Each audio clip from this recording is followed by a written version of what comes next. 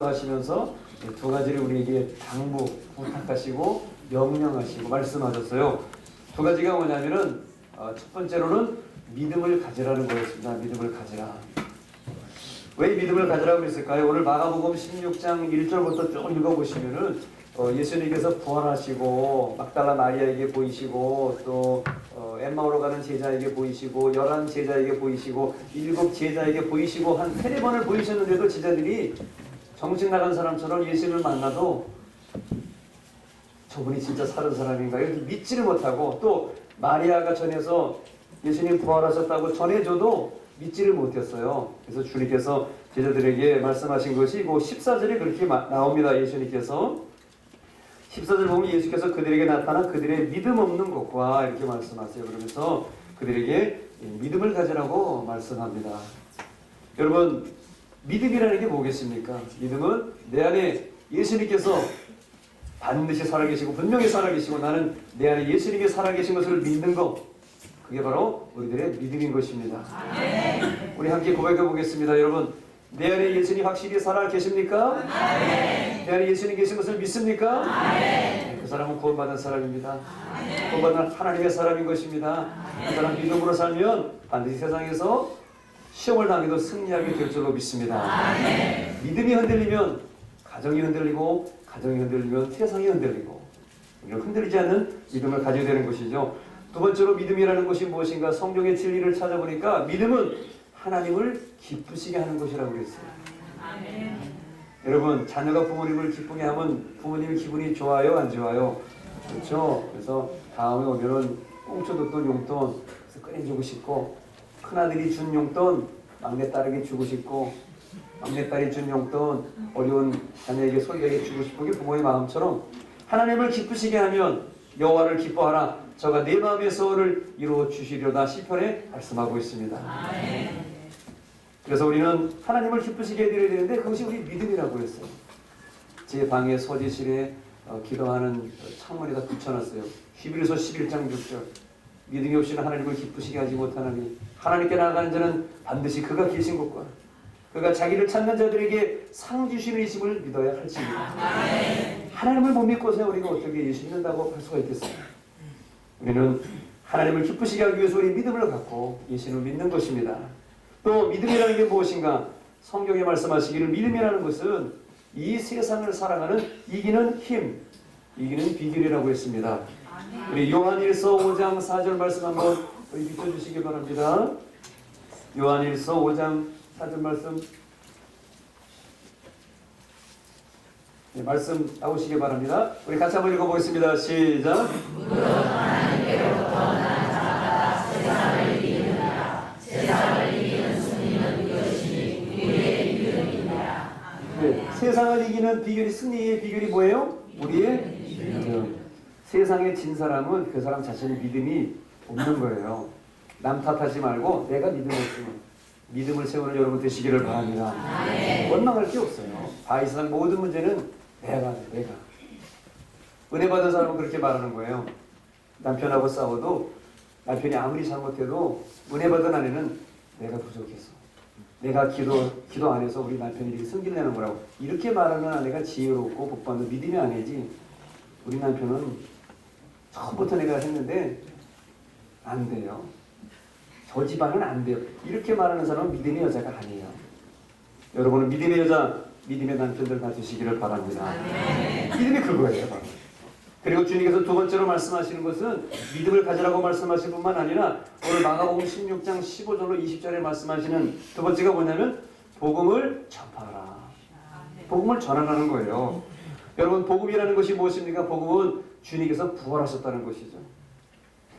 학자들이 말하고 많은 사람들이 말합니다. 기독교의 핵심이 뭐냐? 예수님이 부활하셨다는 거예요. 부활을 믿지 못하고 죽음을 이기신 주님을 믿지 못하니까 마음이 약하고 죽음을 두려워하고 어떻게 살까? 무엇을 먹을까? 두려워하는데 믿음 있는 사람은 죽음조차도 두려워하지 않는 것입니다. 여러분, 이 복음을 전파하라고 말씀하시는데 이 주님의 부활하심, 물론 저와 여러분 속에서 살아 역사하시는 죽음을 이기신 그 주님을 마음속에 확신하시고 전할 수 있는 여러분 되시기를 바랍니다. 그리고 이 복음을 전파하는 것이 뭐냐? 바로 예수님께서 우리의 구조가 되시고 우리의 구원자가 되시니까 그분을 믿고 회개하라는 것입니다. 또 회개하고 주님을 믿으라는 거예요. 이것이 주님의 두 가지의 부탁입니다.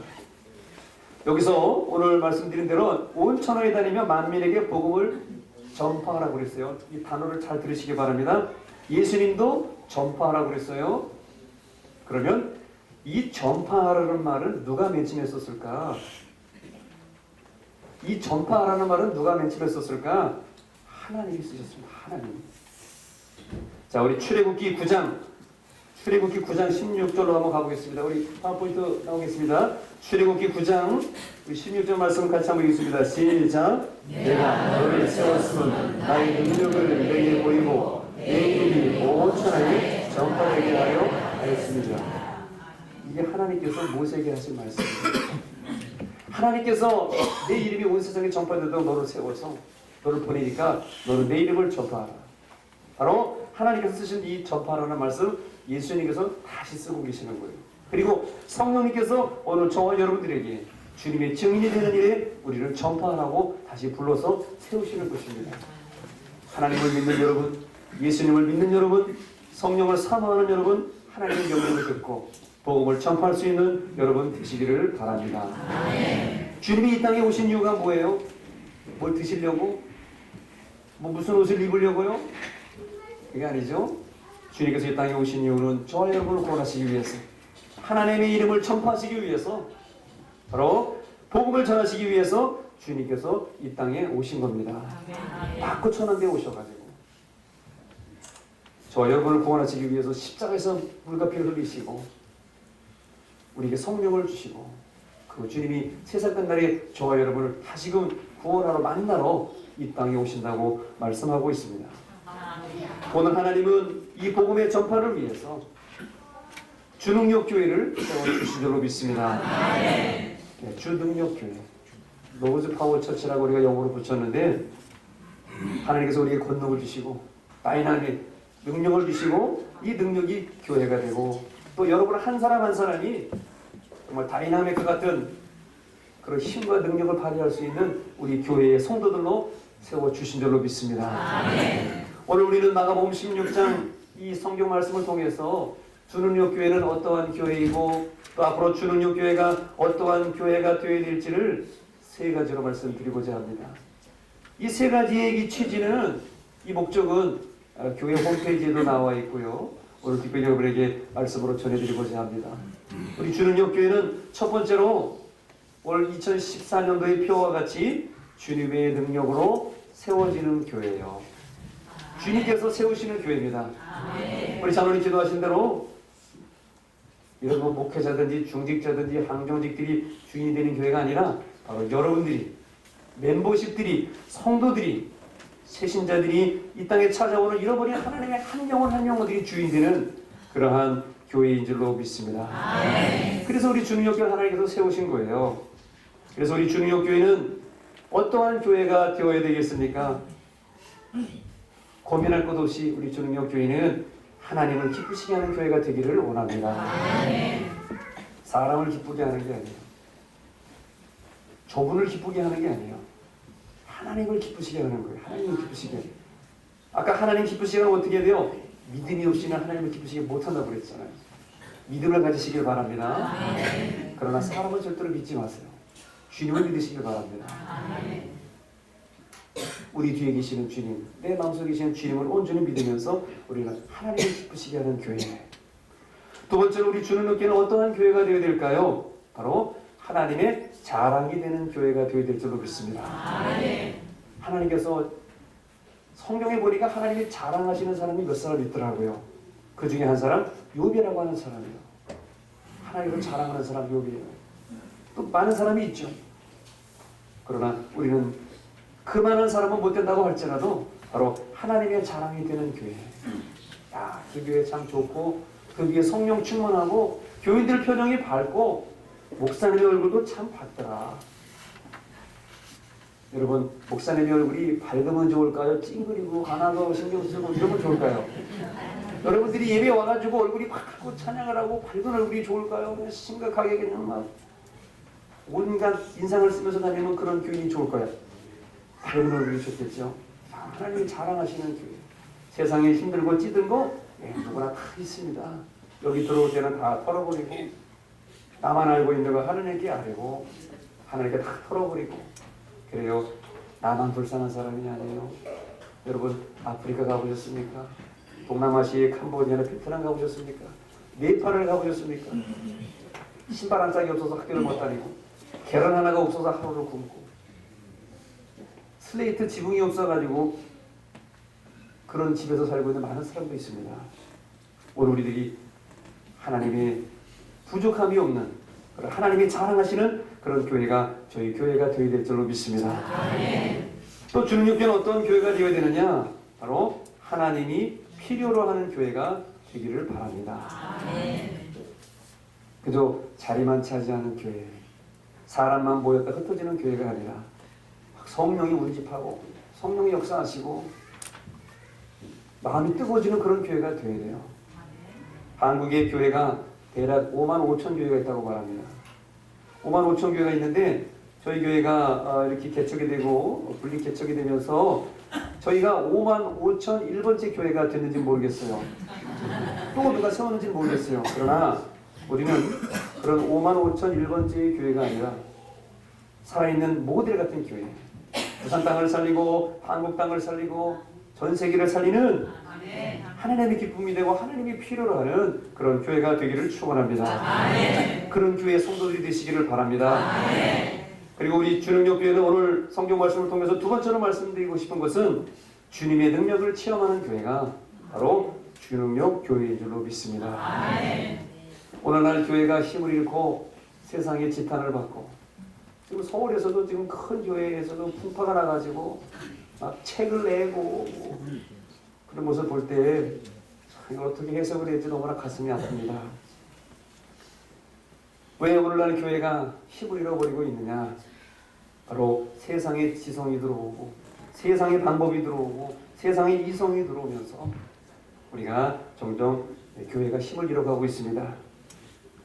특별히 왜 그러냐? 주님의 능력을 체험하지 못했기 때문에 그렇습니다. 말은 많습니다. 어떻게 보면은 목회자들만 열심히 일하고 교인들은 구경하는 그런 모습이 있어서 그런지도 모릅니다. 그러나 우리 주능력 교회는 우리 성도들이 주인공이 되고 여러분들이 교회를 만들어가고 여러분들이 나와서 봉사하는 그러한 교회로 여러분이 만드시기를 바랍니다. 예배에 은혜 받지 못하고 그저 그냥 잠시 왔다가 마음의 위로나 받고 가는 그런 차원의 예배, 그건 진정한 예배가 아니고요. 주님께서 예배하잖아요. 주님께서 말씀하셨죠. 너희는 알지 못하는 것을 예배하지만 우리는 아는 것을 예배하노니 이 산에서도 말고 저 산에서도 말고 하나님께 예배하는 자는 영과 진리로 예배할지니라. 우리의 마음과 성령과 말씀과 은혜를 예배드릴 때 우리 마음의 문을 열고 예배드릴 때 그 예배가 살아있는 예배가 되어서 목사님도 살고 성도님도 살고 교회도 살고 지역사회도 사는 역사를 베풀어 주실 줄로 믿습니다. 그래서 예배를 드리면서 주님을 만나는 기쁨, 주님을 만나는 감격이 우리 교회에 있어야 될 것입니다. 그래서 주님의 능력을 체험하는 교회로서 오늘 우리가 예배를 드리면서 모임을 하면서 구체적으로 우리 주님의 주능력 교회는 오늘 말씀에 따라서 여러분들이 주님의 이름으로 귀신을 쫓아내시기를 바랍니다. 막 괴롭고 우울하고 뭐 막 슬픈 게 막 찾아오면 그 사탄이 우리를 시험하는 거거든요. 저와 여러분들을 쓰러뜨리려고 그래요. 한 사람도 여기서 사탄이 시험해서 자유로운 사람이 없어요. 오늘의 날을 내일의 날하고 보장할 수가 없어요. 오늘 은혜스러운 것 같아도 내일 되면 금방 시험이 찾아와가지고 어제 받은 은혜는 다 잊어버리고 또 다른 생각하고 쓰러지는 게 우리들입니다. 그러나 여러분들은 오늘 주님께서 말씀하는 것처럼 믿는 자들에게는 이런 표적이 따르리니 곧 그들이 내 이름으로 귀신을 쫓아내고 악령을 떠나보내고 예수님의 이름으로 귀신을 떠나보내고 불신과 우울과 비평과 이런 모든 귀신들이 떠나가는 그런 주인공, 그렇게 귀신을 쫓아낼 수 있는 능력을 체험하는 교회가 되어야 될 줄로 믿습니다. 두 번째로 주능력교회 우리 모든 성도들과 교인들은 새 방언을 말해야 된다는 것입니다. 여기 5가지가 나오는데 5가지 은사와 능력이 나옵니다. 이 5가지 중에 한 가지라도 여러분 자기 힘으로 발휘하시고 체험하시고 경험하시기를 바랍니다. 성령의 9가지 은사와 9가지 열매가 나와요. 총 18가지가 나와요. 그 중에 한 가지라도 좀 해야 되지 않겠어요? 9개 중에 한 개니까 10%는 해야 되지 않겠어요? 그 은사 중에 9개 중에 하나라도 받아야 되지 않겠어요? 우리 주님께서 혹시 천국 가서 세상에서 무슨 은사 받았어? 물어보면 그래도 뭐 은사를 받았다고 얘기를 했어야지 아무것도 모르겠는데요. 보통 가르쳐주질 않아가지고 저는 교회 다니면서 그런 게 있는지도 몰랐어요. 어느 교회 다녔어? 저기요. 저희 교회라고 얘기하지 마세요. 저라고 얘기하지 마세요. 저는 분명히 가르쳐드렸어요. 성령에 9가지 은사가 있다. 9가지 열매가 있다. 9가지 중에 한 가지니까 10%도 하나 못 받냐 해서 하나라도 받으시는 여러분 되시기를 바랍니다. 그리고 오늘 성경 말씀 보니까 뱀을 집어올린다고 그랬어요. 이게 뭡니까? 사탄의 역사를 물리치게 되는 것이죠. 성경 사도행전을 보니까 사도 바울이 로마로 잡혀가다가 그 섬에 난파돼서 멜리데 섬에 난파되는데 그때 사도 바울에게 복사가 달라붙어서 손가락을 물은 거예요. 복사가 사도 바울을 물었어요. 사도 바울이 어떻게 됐죠? 죽었을까요? 살았을까요? 살았죠. 죽었으면 성경에 안 나오겠죠. 복사에게 물려서 살았어요. 여러분, 뱀을 집어올린다. 사탄의 역사를 물리치는 권세와 능력을 사도 바울에게 베푸셨을 뿐만 아니라 저와 여러분에게 예수님의 이름으로 나아가는 사람에게 그런 권능과 능력을 허락해 주실 줄로 믿습니다. 아멘. 또한 우리 주님께 우리 모든 성도들은 능력을 체험하는데 네 번째로 독을 마셔도 해를 받지 않는다고 그랬어요. 이것은 무엇입니까? 어떠한 환난과 어떠한 핍박 속에서도 믿음을 지킨다는 거예요. 그래서 성경 히브리서 11장 37절 38절 말씀 한번 또 같이 한번 보도록 하겠습니다. 같이 한번 보겠습니다. 시작. 돌로 치는 것과 돌로 베는 것과 시험과 칼로 죽임을 당하고 양과 염소의 가죽을 입고 유리하여 궁핍과 환난과 학대를 받았으니. 네, 히브리서에 보면 믿음을 지키는 많은 사람들에 대해서 이런 사람은 세상에 감당하지 못한다고 그랬어요. 바로 조롱과 채찍, 핍박, 돌로 치는 것과 톱으로 켜는 것과 여러분 옛날에 사람을 죽일 때 중세시대 때 정말로 그랬대요. 톱으로 사람을 켰대요. 장작이니까 사람을 톱으로 켜게 얼마나 잔인하게 그런 일을 했는지 통 속에다 칼을 집어넣고 칼을 꽂아가지고 사람을 돌려가지고 그런 일들이 있었습니다. 그런 일들 속에서도 사자굴에 잡혀서 죽는 이런 일이 있었어요. 그런 환난과 힘든 어려운 그런 독을 마신다고 할지라도 그런 속에서 믿는 사람들은 믿음을 지키고 살아남는다는 것입니다. 왜요? 몸은 죽여도 영혼을 죽이지 못하는 그 사람들 우리는 두려워하지 않는 것이죠. 우리의 몸과 영혼을 지옥에 멸하실 수 있는 하나님만 바라보는 것이죠. 그래서 저와 여러분들이 주능력교회에서 주님의 능력을 체험하는 여러분 되시기를 바랍니다. 그리고 병든 자에게 손을 얹으면 낫는 역사가 일어난다고 말씀하고 있어요. 목사님이 하는 게 아니고 목사님만 하는 게 아니고 여러분도 할 수 있다는 겁니다. 여러분이 가서 복음을 전할 때 그 믿는 자들이 손을 얹으면 병든 자가 낫는다는 거예요. 그런 치료와 기적의 역사가 우리 교회에 많이 나타나야 될 줄로 믿습니다. 그리고 우리 주님 교회는 세 번째로 바로 주님의 능력을 전하는 교회입니다. 주님의 능력을 체험했으니까 내가 주님을 만났으니까 나보다도 예수님을 알지 못하고 은혜를 알지 못하는 죽음하는 영혼들. 오늘도 교회에 오면서 보니까 저 운동장에서 공 차는 분들도 있고 저 온천천에서 왔다 갔다 워킹하는 분도 있어요. 여러분 그분들이 그게 행복한 게 아니에요. 지금도 저 산에 가가지고 산에 올라가가지고 땀을 닦으면서 한숨을 쉬면서 숨을 내쉬면서 와 좋다 하지만 속에서는 갈 곳 없어 괴롭고 힘들다. 우리 아내 만나서 오늘 우리 아내 말 따고 다른 사람이 오늘 교회 갔어야 되는데 후회하는 사람들이 바로 그 사람들이에요. 행복해서 그 사람들 다니는 거 아니에요. 낚시 가서 낚시하지만은 거기 가서 행복해서 그 고기 잡아서 배불러서 먹고 오는 거 아닙니다.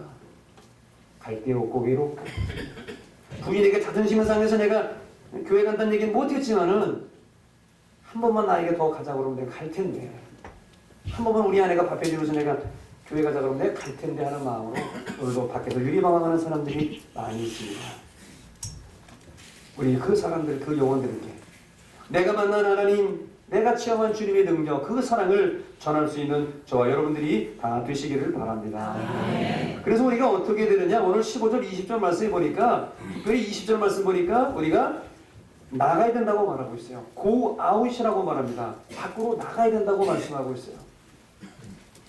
여러분, 고인물은 썩는 것입니다. 우리는 여기서 우리끼리 서로 얼굴 바라보면서 우리끼리 서로 뭘 기대하는 사람이 되어서는 안 돼요. 저기 있는 저 사람, 옆에 있는 사람한테 기대해서는 안 돼요. 우리는 주님만 기대하고요. 우리가 믿고 우리가 전해야 되는 것은 복음이기 때문에 이 땅에 죽어가는 영혼들을 찾아갔어요. 그들에게 복음과 하나님의 생명의 말씀, 구원의 말씀을 전할 때 그 영혼들이 주께 돌아오는 모습을 볼 때 내가 기쁘고 주님이 기뻐하시는 겁니다. 오늘 옆에 있는 사람 아무리 잘생기고 멋있고 이뻐도 여러분에게는 기쁨과 희망이 되지는 못합니다. 왜? 사람이기 때문에. 우리는 주님 말씀 따라서 밖으로 나가서 복음 전할 때 거기에 참 기쁨이 있는 것입니다. 여러분, 주위에 죽어가는 영혼 바라보시길 바랍니다. 두 번째로 우리는 이제 두루두루 전파해야 됩니다. 성경에 말씀하시기를 프리치 에브리웨어라고 말씀하고 있습니다. 모든 곳에 다녀서 모든 곳에 가서 말씀을 전하라고 말합니다. 그러면 어떻게 되느냐? 주님께서 함께 역사하신다고 말씀하고 있습니다. 우리를 홀로 내버려 두시지 않고 그들이 말씀 전하는 그곳에서 주님께서 표적과 기적을 베풀어 주셔서 하나님이 살아계신가 안 살아계신가, 주님의 말씀이 맞는가 안 맞는가, 오늘 마가복음 16장 15절 20절 말씀처럼 그렇게 되는지 안 되는지를 주님께서 증명해 보이신다고 말씀하고 있습니다. 여러분, 한번 주님의 능력을 한번 체험해보고 싶지 않습니까? 주님의 말씀이 정말로 맞는지 한번 확인해보고 싶지 않습니까? 그런 주인공이 다 되시길 바랍니다. 내가 한번 복음을 전해버리나, 내가 예수님의 이름으로 손을 얹고 기도할 때 그 영혼이 치유되는지, 그렇다고 한 번 했다고 안 됐다고 확신하지 마시고 우리는 될 때까지 하는 거예요. 하나님이 살려주시고 하나님 응답하실 때까지 하는 겁니다. 제가 예전에 소개해드렸던 우리 이시온 선교사님, 우리 또 오늘 소개해드립니다. 우리 그런 이시온 선교사님 축구하시다가 선교사 되신 분이죠. 빨리 주세요. 우리 이슬람 선교사님으로 계셨고 또 지금도 하나님의 선교를 따라서 선교하고 계시는 우리 이시온 선교사님의 간증을 여러분에게 소개해드리고자 합니다. 그 이시온 선교사님은 첫 번째 선교지는 아프리카 케냐였다고 그래요. 우리 중에 뭐 아프리카 가본 사람이 얼마나 될지는 모르겠습니다만은 하루 종일 가야죠. 하루 종일 한 20시간을 가서 도착하게 되는 그 케냐. 그 중에 나이로비라고 하는 그 시에 외곽에 있는 차 타고 가서 30분을 더 걸어 들어가는 그러한 키베라라고 하는 곳에서 처음으로 이제 선교 사역을 이 선교사님이 감당하셨대요. 근데 그 아프리카 여러분 아실지 모르지만 그 쓰레기 줍고 가난하고 팔이 날리고 애들 꼬지지한 그런 가난한 마을이잖아요. 거기 이제 작은 교회를 이제 섬기시는데 이분이 영국에서 이제 공부를 하고 선교 가려고 영어 랭귀지 스쿨도 다니고 준비해서 이제 아프리카를 간 거죠. 근데 처음에 이제 영어로 설교하니까 뭐 부족한 것도 많고 열심히 이제 성경 말씀을 그래서 라이팅을 해가지고 써가지고 이제 가서 이제 영어로 설교하는 거예요.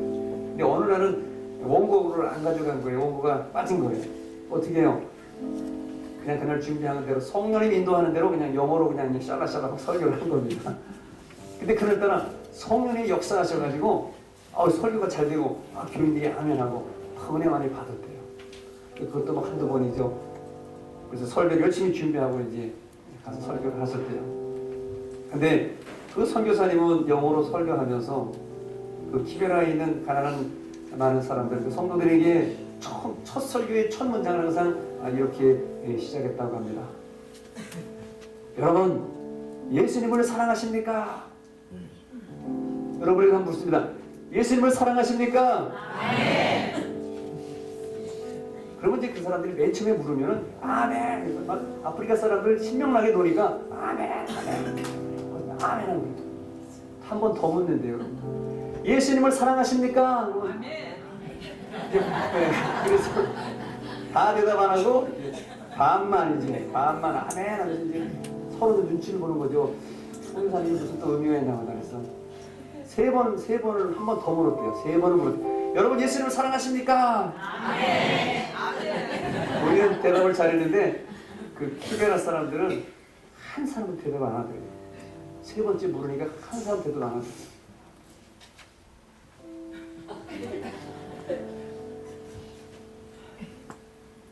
선교사님이 무슨 의도냐 이거죠. 그리고 이제 3주가 흘렀어요. 3주가. 그렇게들 설교를 하시니까 그 다음 주에도 이제 물었겠죠. 뭐 또 물었겠죠. 3주가 지났어요. 3주가. 3주째 되는 주간에 선교사님이 다시 영어로 설교하면서 첫 문장에 또 그렇게 물었답니다. 여러분 예수님을 사랑하십니까? 역시 안 믿어. 똑같았어요. 아무도 대답을 안 하고 3주째 되는데 아무도 대답 안 하고. 그런데 다 고요하게 서로들을 보면서 콜하게 있는데 마침 그날따라 갓난아기를 데리고 온 여자분이 갑자기 울기 시작하더라고요. 중간쯤에서 까만 얼굴에 눈물이 흐르면서 아기를 데리고 온 여자가 우는데 손을 들더라는 거죠. 할 말이 있습니다. 선교사님도 드릴 말씀이 있습니다. 그래요. 나오세요. 여자가 이렇게 나왔습니다. 나오더니 그 나라 스와힐리어가 아프리카에 좀 이렇게 부족어로 많이 쓰잖아요. 스와힐리어로 뭐라고 나왔더니 막 뭐라 그러더래요. 선교사님 못 알아듣는 거죠. 영어도 잘 못 알아듣는데 스와힐리어로 하니 뭐. 그런데 여자 눈에서 막 10분 정도를 말하는데 여자분도 눈물을 흘리고 앉아있는 사람도 이제 한 사람씩 이제 눈물을 흘리더라는 거예요. 왜 그럴까? 한 사람 두서 눈물을 흘리고 나중에는 온 교회 참석한 모든 사람들이 다 눈물을 흘리더라는 거예요. 그래서 그 여자분에게 아기를 데리고 온 여자분에게 선교사님이 물었다는 거예요. 무슨 말씀을 하셨는데 이렇게 한 사람씩 울기 시작하더니 전 사람이 다 울고 여러분들이 다 우느냐? 물었더니 그 여자분이 이렇게 고백하더랍니다. 3주 전에 선교사님께서 설교 중에 예수님을 사랑하십니까? 라고 선교사님 물으셨죠. 제가 그 말씀을 듣고 제가 혼자 기도하던 중에 제가 환상을 보았습니다. 자기가 이제 아기를 키우고 있으니까 아기를 키우는 여자니까 자신이 아기에게 이렇게 젖을 먹이고 있는 것처럼 하나님이 자신을 품에 안고 젖을 먹이는 그런 환상을 내가 보았습니다. 그 여인은 이 교회를 나오면서 키베라에 살면서 가끔씩 사람들을 만나거나 또 구제품을 받기 위해서 교회에 나왔다는 거예요. 지금까지 그렇게 나왔다는 거예요. 그리고 애들이 5명이 있었는데 2명은 굶어 죽고 이제 3명이 남았는데 이 3명도 병에 걸려가지고 지금 하루하루가 위태롭게 살아가고 있다는 것이죠. 그래서 자신은 생각하기를 나는 저주받은 인생을 살아가고 있구나. 나 자신을 돌보는 것은 나밖에 없구나. 이 세상에 나밖에 없구나. 이렇게 생각하고 자기의 아이들도 그런 인생을 살아갈 것이라고 생각했는데 그날 환상을 본 날 처음으로 사랑을 보았다는 것입니다. 하나님의 사랑을 본 겁니다. 하나님의 사랑을 만난 겁니다.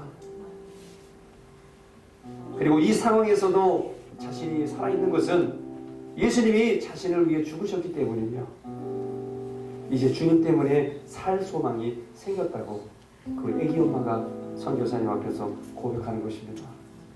그리고 이 아이들을 위해서라도 내가 그 소망을 버리지 않겠다고 말하더랍니다. 그리고 하나님이 자신을 버리지 않으셨기 때문에 자신의 아이들도 버림받지 않을 것이고 이제 소망이 생겼다는 것입니다.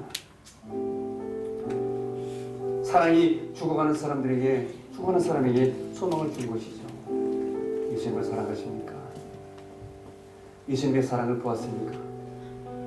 우리가 주님을 전파할 때에 그 말씀이 살아 역사하여 그 영혼을 살리고 그 가정과 인생을 살리는 놀라운 역사를 베풀어 주시는 겁니다.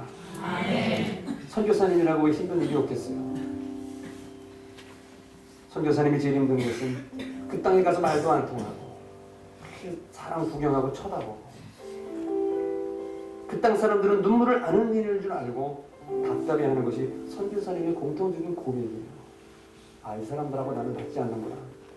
이 땅은 힘든 거구나. 그런데 그날 처음 그 애기 엄마가 눈물을 흘리며 간증하는 그 모습 속에 그 키베라 지역의 그 교회에 나온 모든 사람들이 눈물을 흘리는 모습을 보면서 선교사님이 감동을 하고 그 땅에서 그 성도들과 함께 하나님의 사역을 잘 감당했다는 것입니다. 여러분 다시 한번 묻습니다. 주님을 사랑하십니까? 주님의 사랑을 받고 싶습니까? 주는 그 교회로 나오시기를 바랍니다.